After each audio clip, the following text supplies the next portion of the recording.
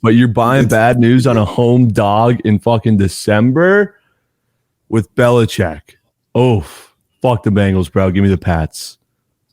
Wow.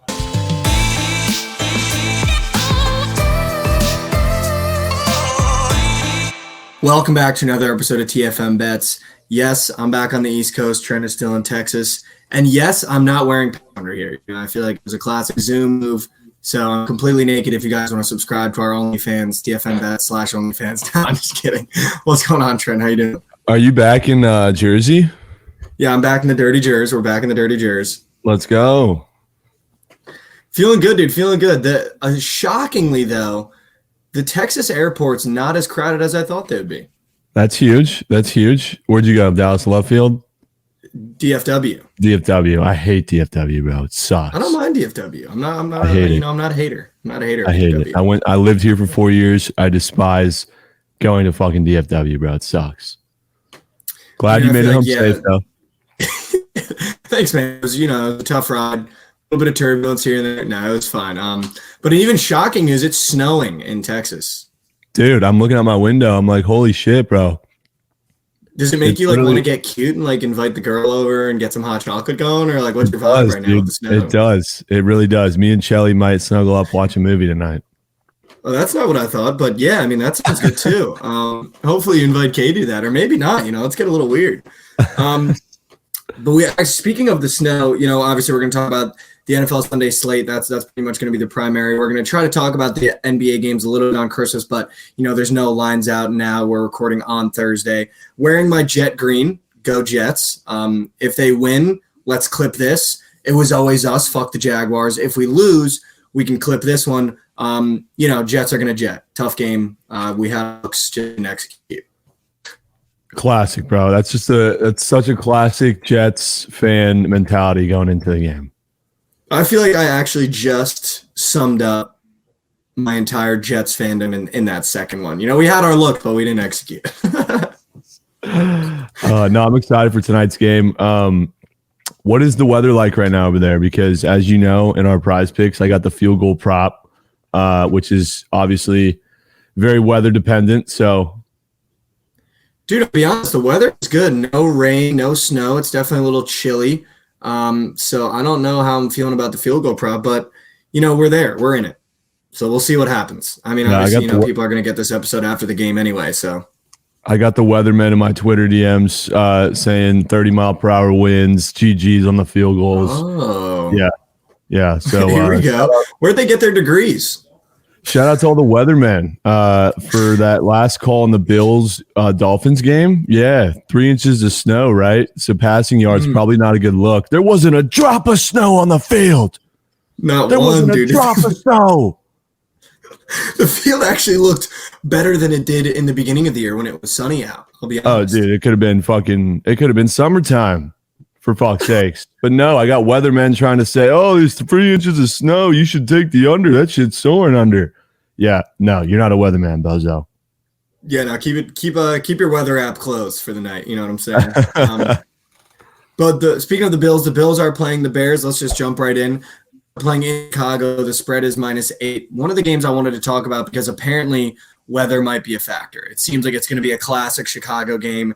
It's going to be freezing cold. There might be snow. How do you look at these games? Because when I look at these games, I go, I might as well just take the Bears +8 if the weather's going to be that bad. And Chicago weather compared to Buffalo weather, I feel like you see classics at Soldier Field where there will be snow on the field. And when it's cold, it's fucking cold. So why not take Justin Fields with the points, even though it is against a really good Buffalo team that also plays in colder weather most of the year? Yeah, and the Bears have been playing really competitive, especially against good teams. I feel like they play up or down to their matchup. They're fighting really hard against some of the top teams in the league. And then they go up against some bozos, and they keep it close there too. But yeah, I don't want to fade Justin Fields. He's got a lot to prove, despite only having 3 wins on the season. He loves keeping games close. He keeps his team in it regardless of the outcome. 8.5. It's a tricky number. More than a touchdown. Fuck, dude. In the chilly cold at home. With the Meemaw, with the Meemaw. With Meemaw lingering with that hook there, bro. You know, dude. You know that's me. I know. I hate betting against Bills Josh are up Allen. 7. Bears drive, kick a field goal, game ends. Oh yeah. Kick a field goal, onside kick. They don't get it. Game over. GG.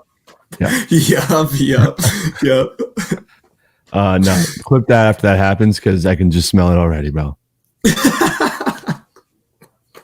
So what would you? I mean, obviously you're not required to pick a side, but I feel like I would go Bears +8, and I would feel. I'm gonna be honest. I feel like I would feel very confident in that.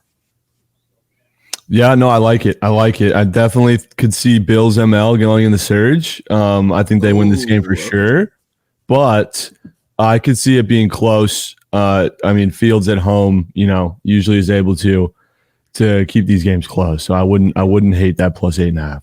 But I would say you said it feels like they should win at home. Last time they were terrible weather at Soldier Field against a really good team, Justin Fields squeaked out a win against the 49ers. Oh, yeah, that's right. When it was pouring rain. Bad weather in Soldier Field, dude. I'm telling you, it might be a Bears money line sprink and bink. Yeah. I mean, the Bills are used to playing in this weather too. So if it were like the Dolphins or something, it'd be different. But that's going to be a good game. Over quarterback rush yards on both sides, and that one should be a good look. Oh, okay. I mean, definitely Justin Fields' rushing yards. I mean, until they put it at 99.5, I probably will still take it every single game. He's almost – so I've seen some people have his goat whale prop, his season-long rush yards in their goat whale. He's almost doubled it, bro. That's insane, actually. I know. It cashed in like week 11. Yeah. Meanwhile, you're here thinking the GOAT's going to throw 32 or whatever it was. Fuck up, Mikey. Speaking of the GOAT's former team, the Patriots are playing the Bengals. I thought this game's going to be interesting. It's in New England. The Bengals are -3. Are the Bengals the team they were last year now? Are they the team they were last year, you asked? Yeah. Are they now getting back to that form? That's like, I feel like the Bengals are now becoming like, I feel like the beginning of the year was a little rocky. Then we hit some injuries. Guys are coming back now. And I feel like the Bengals are starting to kind of pick up the momentum again that they had at the end of last season as well. Dude, this game is so sketchy, bro. I could so see it now. This is a game where I would take the Bengals and then Belichick fucking steals the coin. Like, I'm really bad at taking the Bengals. Yeah, no, I'm really bad at picking spots with the Bengals, as we've learned on this podcast. I don't know. I kind of have a bone to pick with the Bengals because they sold a lot of the surge sixes in the beginning of the year. And then I hop on the fade train, and now they're becoming the team they were last year. So this is such a short line. It shocks me that it's -3. I know it's on the road in New England, but fuck, dude. What are you thinking? You Bengals for sure? I'm thinking Bengals, dude. And I'm thinking Bengals for a couple reasons. One, I feel like the Patriots do scare me. I feel like the last time we talked about the Patriots, we talked about Mac Jones and Matt Patricia getting into it and Mac Jones starting to figure it out a little bit and, betting on the wrong side of Mac Jones. And when he's feeling himself, like I said, we talked about the quarterback rankings where I'd put Mac Jones. He's a good quarterback. They're just running a bad offense is what I feel like is happening. But this Bengals team, though, they're starting to get hot. I mean, you're down 17-0. You come back and you're up 27-17 to Tom Brady. That's the Bengals team that made it to the Super Bowl last year. That's the Bengals team that. No, I was going to say this is a really interesting game now that I think about it. You got a team coming off an incredible comeback, being down 17-0 in the first half to storm back, score 30 unanswered, bro. Going up against a team who just had the most atrocious sell job in the history of the game. So you're buying good news with the Bengals, buying bad news with the Pats as a home dog, bro. That just might be too sharp, too cute. But I mean, is it too cute? You think that's too cute? That's 100% too cute, bro. Do you hear what I sound like right now? I ain't no fucking sharp. But you're buying bad news on a home dog in fucking December with Belichick. Oh, fuck the Bengals, bro. Give me the Pats. Wow. See, now that you break that down, I feel like it wouldn't be buying bad news. You'd be selling bad news on the Patriots, and you'd be buying the Bengals on good news. That's like the opposite of what you do in every other sect of business. Dude, that's actually a really good point. I feel, dude, No, I'm taking the Right? Bengals. Fuck you. I'm not letting you talk me out, Joe, bro. Fuck you. I'm not going to be sitting there watching Mac Jones be a fucking bot again. They just lost to the fucking Raiders, dude. There's a difference between selling on bad news and just selling. You sold to the fucking Raiders. The Raiders might be one of the worst teams in the NFL. Yeah, no, they're bad, bro. I can't. You sold to the Raiders. You sold to the Raiders. Dude, the Raiders, man, they're a meme. To the Raiders? Nobody. The Raiders sell. You don't sell to the Raiders. The Raiders sell on you. Facts. I'm taking the Bengals. Take them, bro. Happily take them. Another short line that I feel like doesn't make a lot of sense, but listen, I feel, not socially am I with this team, but the Browns are -2.5 to the Saints. If you're going to keep giving me short lines and you're going to keep giving me games under Deshaun Watson's belt, I'm going to keep taking the Browns. Yeah, that's a weird spot. I'm going to keep taking the Browns. Why are they only? I don't think it's that weird of a spot. I really don't. When you watch the last Browns game, there's one touchdown. They're really still not working the ball that well on offense. Their defense is definitely good, but the Saints are frisky, right? The Saints have been a frisky team. It feels like they've been frisky. It feels like every time there's a short line, they seem to cover it, except on primetime when Andy Dalton wants to be the biggest bot of all time. But a 5-9 Saints team going up against a 6-8 Browns team in Cleveland, so you assume the weather's going to be awful. I'm not shocked it's a short line. I'm really not. But I feel like if you're going to keep giving me short lines on Deshaun Watson with games under his belt more as we go, I'm going to take the Browns. And I'd probably take the money line, though. I'll leave Meemaw at the door because they might be, they might be up 6 or they might be up fucking whatever they are, and the Saints will come down and make it like a 2-point game. Yeah. Dude, it's such a short line. I love the Browns at home as a money line piece for sure. It kind of reminds me of last week when you took the money line in your little Bozo pack. The Saints are just such a weird team, bro. I had them last week. They looked good, actually. Got to give it to them.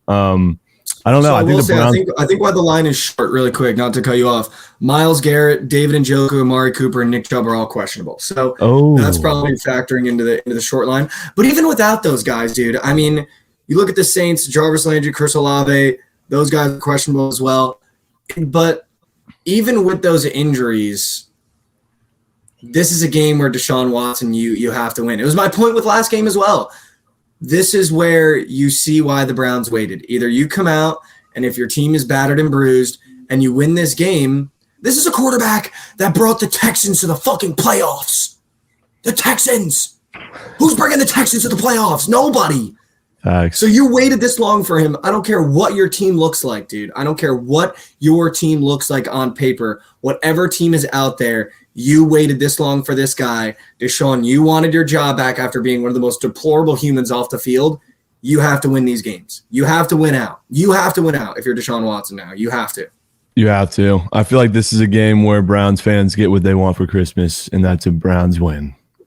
And everyone listening takes the Saints. in classic TFM bets fashion. I'll go on a massive tangent and all the comments will be, all right, so Saints plus 2.5. Facts, bro. But listen, there's only a couple games that are more than a touchdown. Everything else on this slate is going to be less than a touchdown. So you're going to be picking and choosing your spots here. A game I saw this morning, I immediately wanted to talk to you about. Do you know the spread of the Kansas City Chiefs game? Yeah, it's 10, and they probably aren't covering. And are you aware, I just saw a stat this morning that Pat Mahomes with a spread of 10 or higher is 9-1 straight up and 1-9 against the spread. That's insane, bro. That's unreal. He's due. I would love to know who beat him as a 10-point dog. I don't know. That's a good point. It was like 9-1, so somebody got his number. Somebody had his number. I don't remember that. But I'm not shocked. I mean, the last 2 weeks he's been almost 14, 17-point dogs, and they won by what? It was like really close games at the end. Oh, right? yeah. No, all those games have been absolutely down to the wire. So I wouldn't be shocked. But having said that, Pat Mahomes 1-9 against the spread, 10 points or higher. I'm taking the Chiefs -10. Fuck the Seahawks, dude. I'm over the Seahawks. The Geno Smith hype is done. I bet on him twice. He's looked like a fucking bozo twice. I'm taking Pat Mahomes. This is what I told you last episode. He was due to cover a spread. This is the spread he's due to cover because I, as an awful bettor, looked at this spread and I went, no way Gino doesn't cover 10. And he's not gonna. Yeah. He's not. No, I mean, don't do what I think you're gonna do and say you're gonna take the Seahawks plus 10 because he's not.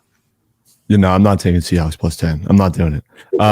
But the Chiefs, bro, that defense is so bad. They were making the Texans look like a contender last week, dude. That is true. It's unreal. They can't cover a spread despite Mahomes, being a magician. It doesn't matter. They always find a way to like give up a lead, sell the lead, then find a way to close the door, win the game, but not cover. It's just Chiefs. That's Chiefs fashion right there. It happens every time. What I will be paying attention to in this game heavily, we are 5 receptions away from Travis Kelce cashing his goat whale. Oh, let's go. Let's go. So over 6.5 receptions in this game. Absolutely. And Tom Brady's only what? 30 touchdowns away?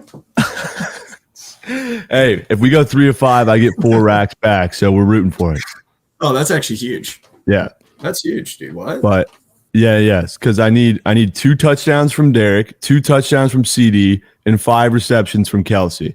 I'm so nervous about CD, bro. Well, I mean, let's talk about those games then. Texans play the Titans.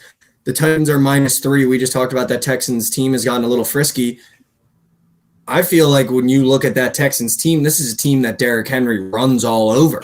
Oh, yeah, dude. If you look at his prize pick square, this is the highest it's been all year. 110 rush. What I'm saying. Like, I feel like I also like the Titans -3 because when he's in command and he's in the driver's seat of a Titans game, they normally blow the team out. They normally do. When he's in the driver's seat, they blow teams out. We were watching this game, the Titans game last week. I hate the play calling on Tennessee, bro. There's so many times where it's 3rd and 1, 2nd and 2, and they're not giving it to fucking bulldozer Derrick Henry. It's like, what do you do? Even the broadcasters were like, yeah, I'm not sure what they were thinking there. When you got Derrick Henry in the backfield, why aren't you handing it to him? I'm like, for fuck's sakes. Maybe they might have that Madden mindset. You know, when you're like a little kid and you're playing Madden and you got Derrick Henry and it's 3rd and 1 and you're like, he thinks I'm going to run the ball, so he's going to stack the box. I'm going to pass it. You know what I'm saying? Yeah. Maybe they're trying to be sharp. Yeah, dude, so fake sharp. Hand it but to they're the fake sharp. Squares grub with Derrick Henry. Squares grub with Derrick. You're fake sharp if you're throwing the ball in 3rd and 1. I mean, you're fake sharp. For real. But what do you think about that line, though? Another weird line with the Texans. Another weird line. Titans are -3. So far, I've taken almost every favorite. But I feel like Titans' money line feels safe because if Derrick Henry's running the ball, I'll say it again, if Derrick Henry's in the driver's seat, they blow teams out. They beat teams bad. I don't know why. I don't know. There must be something going on in the injury reports because this spread doesn't make much sense to me. I don't know how. It's questionable, and Burks is questionable on the offense, so maybe they think it's Malik Willis. But even so, even better, Malik Willis, hand the ball off, bro. Hand the ball off. Yeah. Hand it off. It's going to be, dude, again, the Texans have given me a run for my money the last 3 goddamn weeks, bro. I could so see them going up 10-0, us asking questions like, what the hell's going on, bro? I don't know, dude. This is just so scary. -3 at home for a potential playoff team, a division winner. They got to win this game, bro. They got the Jags breathing down their necks. So they can't drop this game. No way. So you're confident in the Titans as well? I am, dude. I am. They probably will be a surge 6 piece. Okay. No, I like it. And then let's talk about the other piece of the goat whale you need. A game that I feel as though is going to be the most bet on game of the weekend. The Cowboys started at -1 favorites. Obviously, Jalen Hurts got ruled out. It jumped to 5 overnight, and it is now at -6. Gardner Minshew is starting for the Eagles. Give me the Cowboys -6. I'm going to take the next favorite I'll just take. I guess I'm taking every favorite is what it feels like. Every game we look at, I'm taking the favorite. But I want the Cowboys -6. I feel, fucking Shady McCoy, as if anyone gives a fuck what that guy thinks, just said that Dak is ass on national television. So give me the Cowboys. This is the game where the Cowboys go, oh, you don't have Jalen Hurts, we're going to push it out of you at home.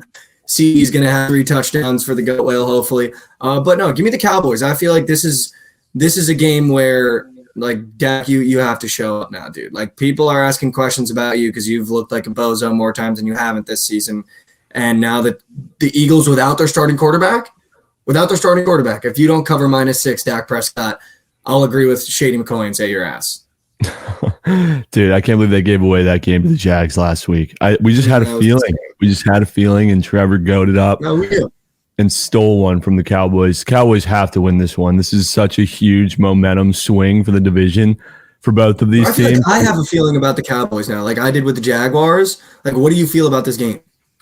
I don't have any sort of feeling that the Eagles are going to win this game. In terms of the spread, weird-ass number at 5.5, 6, bro. But again, I don't love messing with spreads in the NFL. Big money line guy.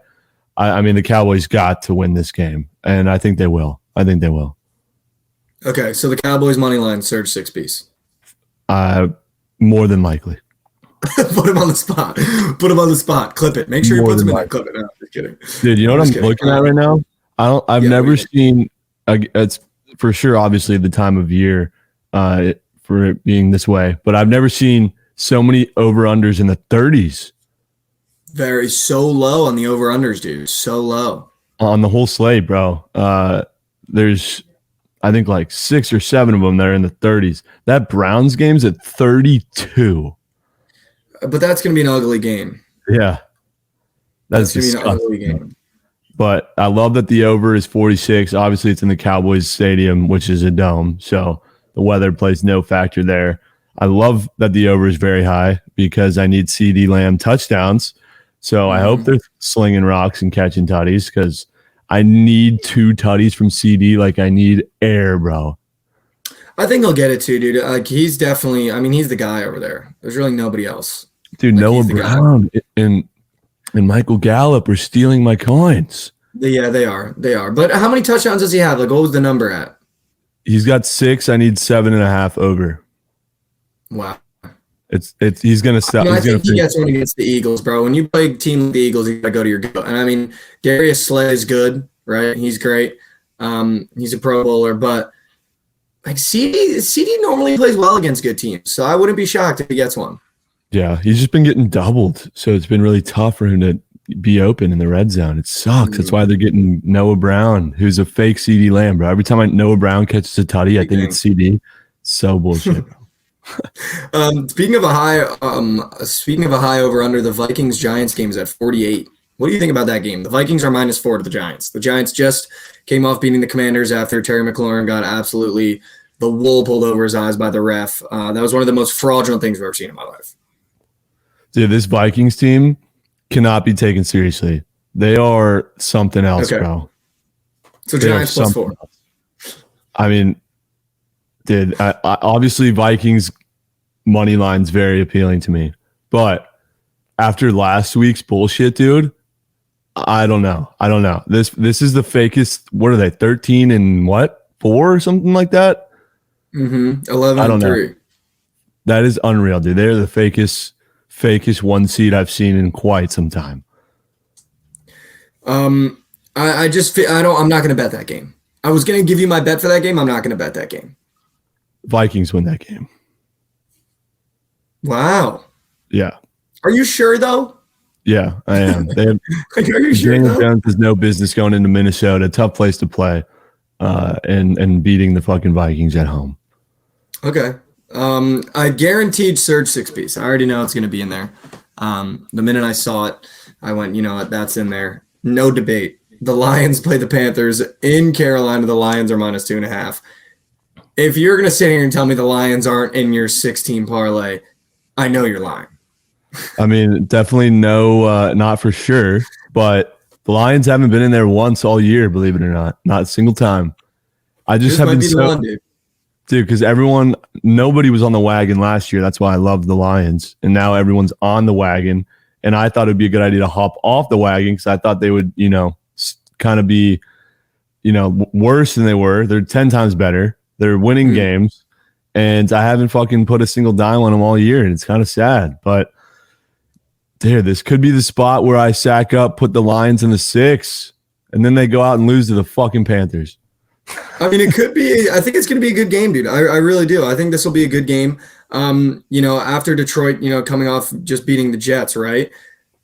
I feel like this is a good spot for them. Obviously, it's a Saturday game, so that kind of changes a little bit for the Surge. But I like the Lions in this spot. I feel like they're kind of playing. I mean, dude, they're literally 3-game win streak right now. This could be 4, and they haven't played great teams on the 3-game win streak. But I mean, the Panthers aren't a great team. This feels like a game where the Lions should be a free money line piece. I'll be honest. I don't really trust the Panthers at all. I mean, I've grown up a Jets fan. Sam Darnold is fucking ass cheeks, dude. So anytime you get a short spread against Sam, he's not covering that shit, bro. I'll tell you that right now. So I like the Lions here. I do. I like them. I didn't realize there was an entire NFL slate on Saturday and then only 3 games on Sunday. Yeah, we're running through the Saturday slate right now. Oh, wow. I didn't even realize. Yeah. Interesting. So I guess I don't really want to talk about Raiders Steelers. One of the last games on Saturday we'll talk about because I also have no interest in talking Ravens Falcons unless you do. The Niners play the Manders in San Fran with a touchdown spread. Mm-hmm. Is this the game where Brock Purdy comes down to earth? Or is this the game where the 49ers continue to steamroll every team? And I say the same thing again next week. Why didn't I just take the Niners? The Niners defense is just way too good. I don't even think this has anything to do with Brock Purdy. I think as long as he's able to move the ball, continue getting first downs, even just handing the ball off, bro, keep your offense on the field, chew the clock, and get the hell out of there. This total's at 37, super low. That defense is unbelievable, bro. They keep themselves in games. They win games with their defense. This is, I think, the best defense in the league. And I think the Commies offense is not powerful enough to be able to overthrow it. So regardless of what Brock Purdy does, I think the defense keeps things under wraps in this one. And the Niners win comfortably, I think. Debo is out. Christian McCaffrey, Brock Purdy, questionable. Hyde Jr. and Armstead are both questionable. And then on the Commanders, Chase Young upgraded to questionable. Antonio Gibson is also questionable. Other than that, no really notable names. But I'm gonna take the Commanders +7. I'm gonna do it. Wow. I haven't taken a single underdog yet. I'm gonna do it. I'm gonna take the Commanders +7. I know I'm gonna look back on this and be like, why in God's name did I do this? But I really like this Commanders team, dude. They're frisky. If you just watch the video they released yesterday of their Pro Bowl announcements, one of the guys in their special teams got their Pro Bowl. Like, that's a real team. People are in there hugging him. He's crying. Like, this is a real team. I feel like they got done out in that Giants game. That ref, I think, I would love if the NFL investigated that. That had to be one of the most fraudulent things ever. Terry McLaurin, good. The ref nodding. Terry stepping up. The ref looking back at the ref again. The ref kind of giving him a sign and then grabbing the flag right as he looked away. I mean, that should be illegal in every country. So I think they kind of got done out by the Giants there. I think they score. They probably get the 2-point conversion. I think they end up beating the Giants there. So I think you're, again, getting people selling the Commanders on bad news and buying the 49ers on good news, and a shorter spread than I think it should be. So I'll take the Commanders +7. They're frisky, dude. That's just not hitting, Mikey. Give me the Niners -7. Okay. Let's move to Sunday. We've got some great games. The first is the most fraudulent fucking quarterback in the NFL. Tua plays the Packers in Miami, and Tua is -4. Give me Aaron Rodgers +4, dude. The Packers are back. Fuck the Dolphins, dude. I like it. They're the most cracked facade team in the NFL that is getting exposed every week now. Give me the Packers +4. Aaron Rodgers is back in his rhythm. The Packers are back in their groove. I really don't see give me the Packers money line, dude. I don't see the Dolphins even hanging in this game, to be honest with you, with the way the Packers are playing. And if the Packers are really feeling themselves like that, like Tua hasn't been able to throw the past fucking 4 weeks. So give me the Packers money line, whatever it is. I actually love it, Mikey. I'm very down to take Packers with you. You're telling me it's a 4-point spread and they're not +200 on the money line? Give me +170. Give me it. I wish it was this game that was was the primetime night game. It would be a great one. But I love the Packers in the spot. That defense is actually good, despite them looking like ass the first few weeks. And the Dolphins, I love fading them. I don't like them at all. So I actually love it too now. I'm with you on fading the Dolphins. Like I love it. Let's go. So give me the pack. Fuck the Dolphins. You know shit. The Jets are gonna win today. We're gonna take a step closer in the division. Wow. I mean, I don't think you could have scripted two worse games. Oh yeah. I don't think you could have scripted two worse games. Broncos play the Rams in LA. The Rams are -2.5. Give me Baker Mayfield on the money line. I'll take 2 underdog money lines. Wow. I'll take 2 underdog money lines on Sunday. Give me Baker Mayfield on the money line. Fuck the Broncos, dude. Like I just can't with that fucking franchise. Like they should have. If there was a team that at week 8 could have just packed their bags and been like, you know what, let's take the rest of the year off, hit the weight room, figure our game plan out, fire our head coach, and we'll just come next year. It should have been Broncos. Yeah, dude, this matchup it reminds me of last week's Poverty Bowl with the Broncos and Cardinals. This is disgusting, and I love the pick on Rams ML at home. Baker Mayfield in his bag against some bozos in Denver, bro. Come on. No, I mean, this is a game I want to take Baker. I trust Baker to get this job done, even though the Broncos have a good defense. The Broncos have a good defense. I still like it. It looks like Russell Wilson will be a full go. That makes me love Baker Mayfield even more. That Russell Wilson is activated. Really? And it's still only a 2.5 point spread.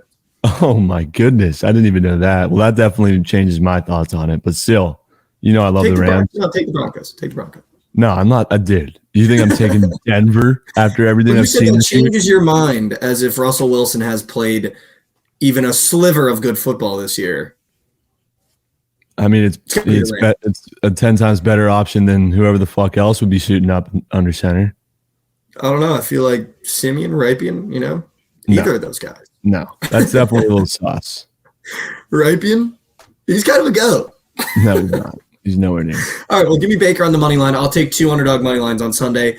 And the last game of the day, I'm going to be an adult, and I'm going to look at you through this camera, and I'm going to tell you right now, I'm not going to bet this game. Wow. The Buccaneers play the Cardinals in Arizona. The Buccaneers are -7.5. Tom Brady, you should have hung him up. I bet against you last week because I knew you hung him up. You had a 7-point lead, and you got blown out. If you think I'm touching a game where you're playing Colt McCoy in Arizona where you should win by 50 as a 7.5 point favorite, I'm out. I don't blame you, bro. I'm literally despise the Buccaneers this season. This game sucks. This is a game for props for sure. I'm not gonna be betting side here. I hate the Buccaneers, bro, and I hate the Cardinals. I love the Buccaneers going into the season. What props would you want to take when you say this is a game for props? Yeah, no, it is a gross game. Probably not even a good game for props at all. This game we can just say that. We can just say this game sucks. You're going to be at Meemaw's house Christmas night, feeding for some action. This is the only game on. You're going to throw some shit. You already know. So when you're sitting next to Meemaw, the first touchdown score. Yeah, I like for sure. I'm going to have first touchdown score, but that'll be it. Definitely going to be a sneak nuke prize picks to get tucked in on Christmas Day. And speaking of the sneak nuke prize picks, let's go ahead and make our 4-piece for the holiday weekend. We've got 8 games on Saturday. We've got, 8, 9, 10, 11 games on Saturday, 3 games on Sunday. Should we do 2 separate 4-pieces? And 4-piece for Saturday and a 4-piece for Sunday? Yeah. Yeah? I'm down. Are we down to do that? All right. Let's do the 4-piece presented by Prize Picks, the sneak nuke for the Saturday slate. I am going to take as my first leg. I know you're not going to love it because it has to do with the goat whale. But I'm going to take CeeDee Lamb over receiving yards. Oh, let's go. You have to ball out. You have to ball out. Like if you're Dak Prescott, you're playing the Eagles. You could be 0-15 as a Cowboys quarterback. If you beat the Eagles, you get a 5-year extension. Yeah, I love that. I'm going to be sweating that shit out on Saturday for sure. And so I'm going to match you a go whale with Travis Kelce over receptions.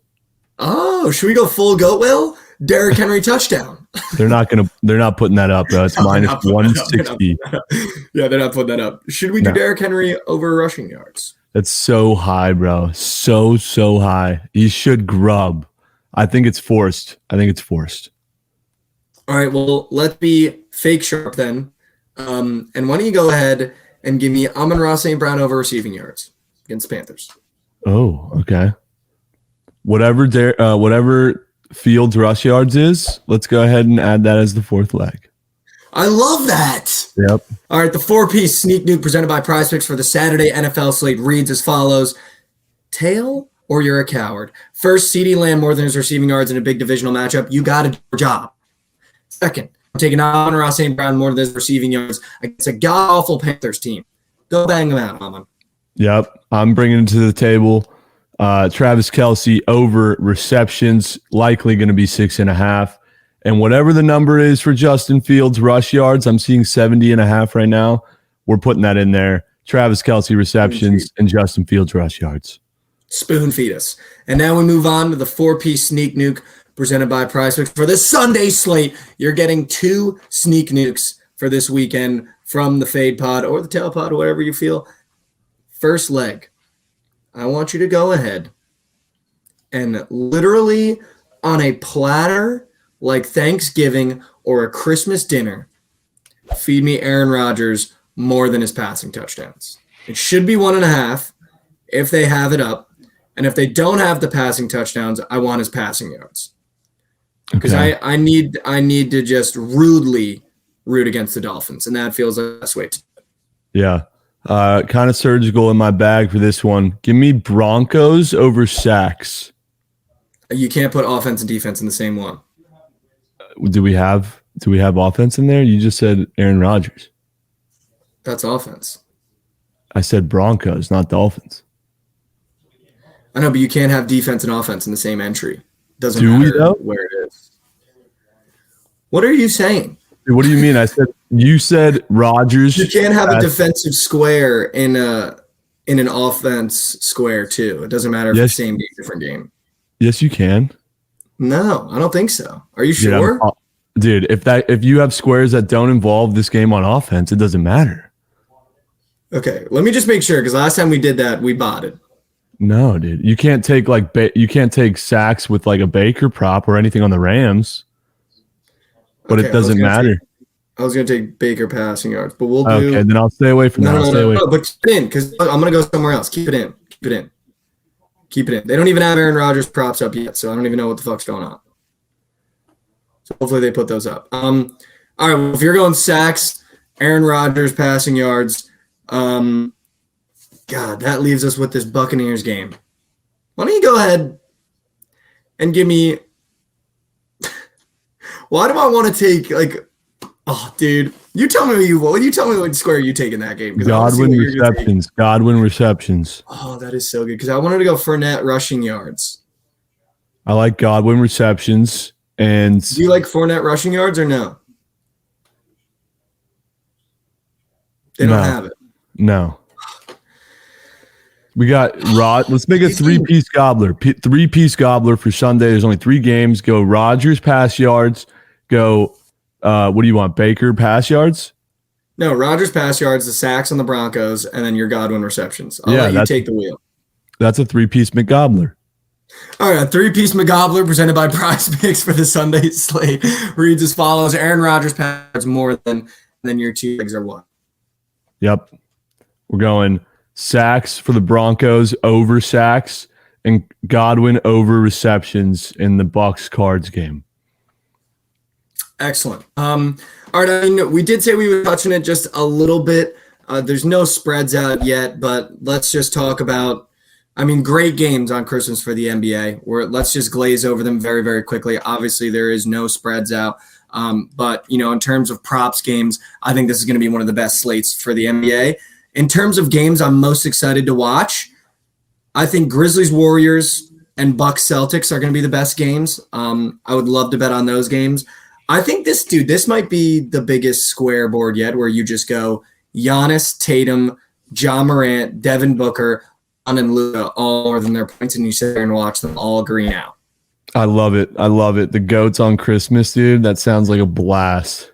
That's what I'm saying. And I feel like that's going to happen, dude. Like, if there's anything I know about NBA props, is when it's Christmas time like this, or there's a slate like this when the games are this big and these guys know that everyone's watching these games, that's when LeBron drops 40. That's when Luka drops 50. That's when Jason Tatum drops 45. That's when Ja drops fucking 60 or some shit. And that's when Devin Booker sells you because he'll be the one that sells. Facts, bro.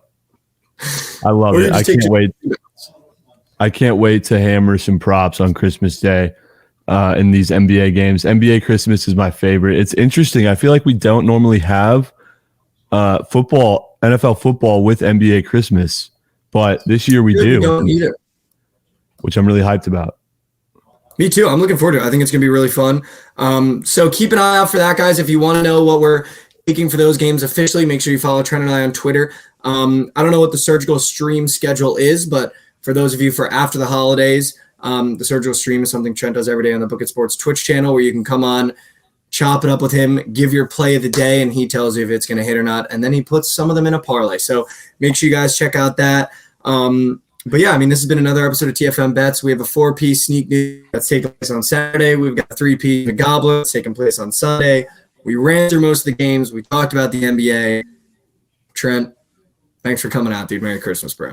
Of course. Merry Christmas, Mikey. Have a great holidays with your family, and we'll be seeing when you get back. Appreciate all you guys. Hopefully everyone comes home from Christmas with presents and up units, most importantly. Yep. And gobblers. Appreciate you guys.